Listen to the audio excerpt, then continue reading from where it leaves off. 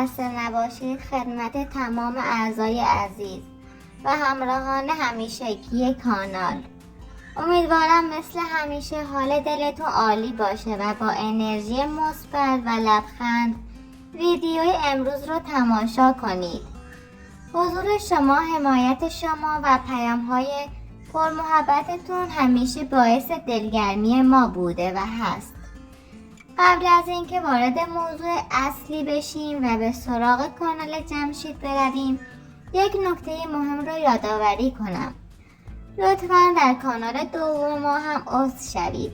اونجا زندگی روزمره، اتفاقات روزانه، پشت صحنه ها و حتی بخش هایی از افشاگری ها رو منتشر می کنیم.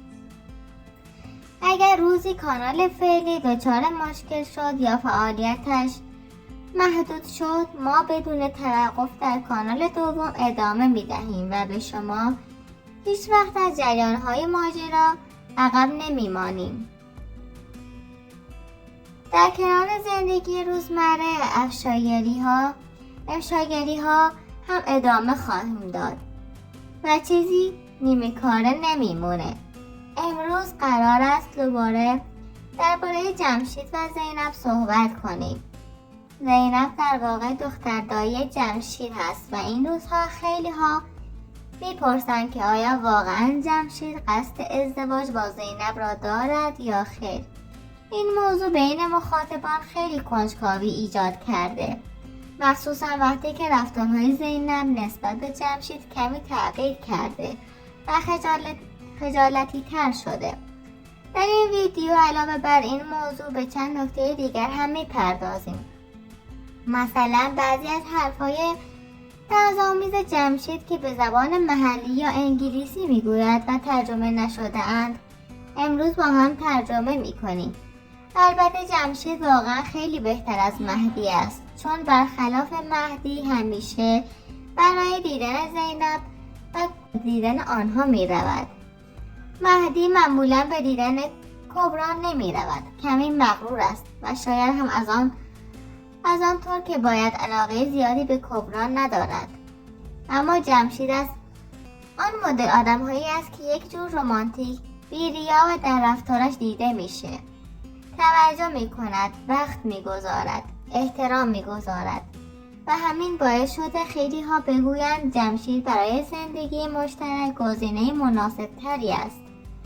جمشید و حاتم این روزها در زمین های قدیمی پدر بزرگشان مشغول برداشت هستند. این زمین ها سال هاست که در خانواده جمشید بوده و اکنون توسط پدر جمشید علی مدیریت می شود. البته کارگرهایی هم استخدام کردند و بخش اصلی برداشت گندم توسط کارگرها انجام شده.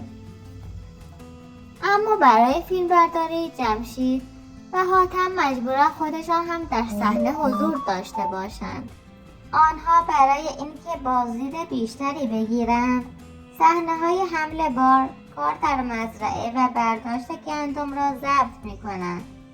این نوع محتوا همیشه برای مخاطبان جذاب بوده، مخصوصا برای کسانی که زندگی عشایری و روستایی را دوست دارند. در ادامه روز جمشید تصمیم میگیرد برای دیدن دختر دایی‌اش یعنی زینب کمی میوه و گوشت خریداری کند. هزینه این خرید حدوداً $10 شده که با توجه به شرایط فعلی ایران و قیمت دلار که حدود 186,000 تومان است مبلغ کمی نیست. جمشید همیشه وقتی میخواهد به دیدار زینب برود سعی میکند دست خالی نرود و احترام خانواده دایی را نگه دارد. در مسیر جمشید با یک صحنه ناراحت کننده روبرو می شود. پیرمردی در حال آتش زدن زباله ها بود، اما به خاطر وزش باد آتش از کنترل خارج شده و به سمت زمین های مردم کشیده شده. جمشید سریع جلو می رود تا کمک کند و با سختی زیاد در آن هوای گرم آتش را خاموش می کند. پیرمرد توضیح می دهد که قصد داشته زباله ها را بسوزاند اما باد باعث شده آتش گسترش پیدا کند. جمشید بعد از خاموش کردن آتش خسته و عصبانی می شود و با لحنی طنزآمیز می گوید این پیرمرد را باید با چوب زد، چون باعث شد زمینهای مردم آتش بگیرند. البته این حرف را کاملا شوخی می زند و خودش هم می خندد. وقتی سوار ماشین می شود و بوق می زند دوباره با شوخی می گوید باید فدای من شوی و او را نفرین می کند. این جمله را هم برای خنده می گوید و فضای سنگین ماجرا را کمی سبک می کند. جمشید به خانه دایش می رود. بعد از سلام و احوال پرسی ماجرای آتش سوزی و پیرمرد را برایشان تعریف می کند. زینب همیشه وقتی جمشید را می بیند با یک لبخند خجالتی نگاهش می کند. وقتی زینب خواست میوه ها را بیاورد به آرامی به مادرش گفت من خودم میوه ها را می برم. این رفتارها نشان می دهد که زینب هم به جمشید علاقه دارد. چند روز پیش جمشید به زینب پیام داده بود، اما زینب نتوانسته بود جواب بدهد زیرا گوشیش خراب شده بود و رمزش را فراموش کرد. زینب با گوشی مادرش تماس گرفت و گفت گوشی من خراب شده، رمزش باز نمی شود و نتوانستم جواب پیام‌هایت را بدهم. جمشید برای تعمیر گوشی زینب رفت و گفت گوشی را بده به من و ببرم تعمیرش کنم. مادر زینب پرسید چرا گوشی را به حیدر ندادی؟ زینب گفت من دروغ نمیگویم. پدر گوشی من را برای تعمیر نمیبرد. حتی به او گفتم گوشی را درست کن ولی این کار را نکرد. جمشید خندید و گفت ببین حیدر خودش نخواسته گوشی را تعمیر کند چون نمیخواهد زینب گوشی داشته باشد. اعتقادات حیدر قدیمی است و فکر میکند که دختر نباید گوشی داشته باشد. در ایل بختیاری خیلی روی این موضوعات حساسند، البته افرادی که قدیمی تر هستند و الان کم کم این نوع رسم و رسومات تغییر کرده. وقتی جمشید از خانه برگشت در مسیر چند گاو و گوساله را دید. با لحنی شوخی و انگلیسی گفت هلو هاوریو. بعد خودش خندید و گفت تا حالا کسی به این حیوانات سلام نکرده بود. وقتی من سلام کردم متعجب شدن. این بخش های طنزآمیز همیشه باعث میشه مخاطب با جمشید ارتباط بیشتری بگیرد، ولی جمشید این صحنه ها را ترجمه نمی کند. در پایان امیدواریم که جمشید و زینب با هم ازدواج کنند و زندگی خوبی را شروع کنند. جمشید قبلا به فرد دیگری علاقه‌مند بود و اما به خاطر مشکلاتی نتوانست ازدواج کند. الان عاشق زینب شده و اگر همه چیز درست پیش برود میتواند یک صحنه عاشقانه واقعی ضبط کند. برخلاف حاتم که 3 سال پیش ازدواج کرد و نمیتوانست صحنه‌های عاشقانه واقعی ضبط کند. جمشید مجرد است و این فرصت را دارد که بازدید بیشتری جذب کند. مخاطبان همیشه صحنه‌های عاشقانه و رمانتیک را دوست دارند و این 2 نفر زوج خوبی میشوند. ممنونم که تا انتهای ویدیو همراه ما بودید. مراقب خودتون باشید. فریب کانال هایی که بالای 20,000 بازدید دارند و پول میگیرند را نخورید. تا وقتی که واقعیت زندگیشان مطمئن نشدید کمک مالی نکنید. اگر واقعا نیازمند باشند کمک کردن اشکالی ندارد، اما اگر پولدار باشند لازم نیست پولتان را در چاه بریزید. بینندگان عزیز، قبل از اینکه این بخش به پایان برسه با شما یک موضوع رو به اشتراک میذارم. لازم میدونم درباره آن صحبت کنم. این روزها ذهن خیلی ها درگیر کرده.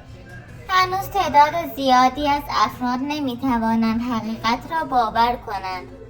حقیقتی که شاید شنیدنش برای بعضی ها تلخ باشد اما دانستنش ضروری است. وقتی سالها یک کانال را با علاقه دنبال می کنید کم کم احساس می کنید زندگی واقعی همان چیزی است که در آن ویدیوها نمایش داده میشه. شخصیت ها برایتان آشنا می شود، داستان ها واقعی به نظر می رسند و کم کم مرز بین واقعیت و نقش از بین می رود. این دقیقاً همان نقطه ای است که بسیاری از بینندگان در آن درگیر می شوند. اما واقعیت این است که بخش قابل توجهی از این محتوا ترکیبی از حقیقت و دروغ است. حدود 50% زندگی واقعی است و حدود 50% دیگر سناریو و نقش پردازی و دروغ است. این یعنی بسیاری از چیزهایی که دیده‌اید فقط برای جذب مخاطب ساخته شده‌اند. برای مثال پلیس‌های جعلی که در ویدیوها ظاهر می‌شوند هیچ ارتباطی با نیروی انتظامی ندارند. صحنه‌های کتککاری، دعواهای خانوادگی، گرفتن همسر دوم یا حتی نقش‌هایی مثل خواهر و برادر قلابی، بسیاری از اینها کاملا ساختگی هستند. اینها نه اتفاقات واقعی و نه بخشی از زندگی روزمره آن افراد، فقط سناریوهایی هستند که برای جلب توجه و بالا بردن بازدید طراحی شده اند. مشکل اصلی اینجاست که این نوع محتوا با احساسات مردم بازی می کند. بیننده‌ای که با تمام وجود یک داستان را دنبال می کند حق دارد بداند چه چیزی واقعی است و چه چیزی فقط نقش است. حق دارد فریب نخورد و حق دارد احساساتش ابزار درآمد دیگران نشود.